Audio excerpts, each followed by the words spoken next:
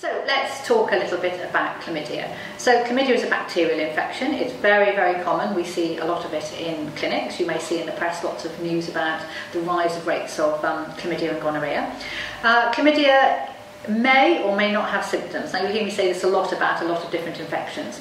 So having no symptoms doesn't mean you don't have an infection. So that's why it's important to have regular checkups even if you don't have any symptoms. However, you may see if you have chlamydia, you may, if you have female genitals, you may find that you have some discharge that might be unusual for you, or you might find when you're peeing that it stings or it hurts. You might have rectal symptoms, you might have bleeding or discharge rectally, and you can also get chlamydia in your throat, and sometimes people find that maybe they feel they've got a bit of a sore throat, or they may have nothing. So you could have some of those symptoms, all of those symptoms, or none of those symptoms, and which may mean or may not mean that you've got chlamydia. So that's why it's really important to have that checkup regularly. So just to recap, you can get chlamydia in your throat, in your rectum and vaginally. And the most common way, obviously, or the only way because it's called a sexually transmitted infection, is through some sort of sexual contact. So if you're having vaginal sex or anal sex or oral sex, that means you can get it in any of those three places. So people sometimes think that using a condom, or if there's not full penetration, whether that's rectally or throat or vaginally, even if there's not full penetration, if there is some sort of contact, the infection can get passed on. So even if there's just a little bit of dipping rectally or vaginally, still there's a possibility of infection. So it's really important when you're having any form of sexual contact to be aware that there are risks of passing on chlamydia and other sexually transmitted infections. So incubation periods, so there are periods when you may have been infected with chlamydia where when we test you the infection may not show up. So what we say as a rule of thumb is that for the test results to be accurate for chlamydia, it needs to be 2 weeks since your last sexual contact, and that's sexual contact whether that's, again, vaginal sex, anal sex or oral sex. If it's been 2 clear weeks since you've had any of that contact and your test results are negative for chlamydia, then you can consider that an accurate result. If you've had any form of sexual contact within those 2 weeks and your result is negative, that might mean that you're negative, or it might mean that you have got chlamydia and it hasn't showed up on the tests yet. So when you come to a clinic, you'll find that the person who sees you, the doctor or the nurse or the health advisor, will ask you about the type of sex that you've had. So they will ask you very clearly, have you had vaginal sex or oral sex or anal sex? And depending on your answers, we will do tests from those sites. So for men, we would do a urine test, and if you have sex with men, we would do a rectal swab as well and a throat swab. And for women, if you have sex with men, we would do a vaginal swab. If you have anal sex, we would do a rectal swab, and if you have oral sex, we would do a throat swab as well. So treatment for chlamydia is very easy and straightforward. So we would generally give a 1-week course of doxycycline. That's the first line treatment that we give to people. So you take it once in the morning, once in the evening for 7 days, and then the chlamydia will be treated. And that's whether you've got it in your throat, in your vagina or your rectum.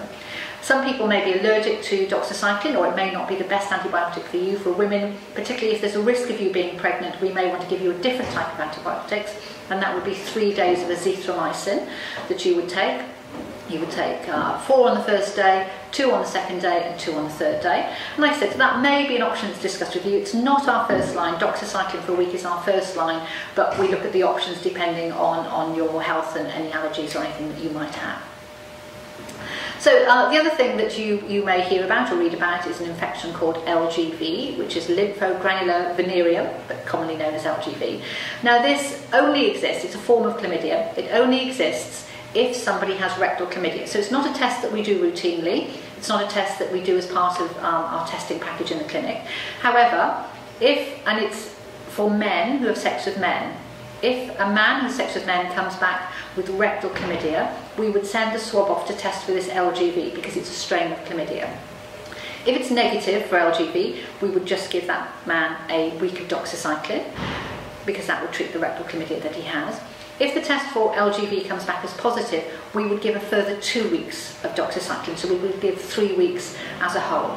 But as I said, this is not something you need to be concerned about in the general way of things, because it's not part of our routine testing package. It's only tested for if a man who has sex with man has rectal chlamydia.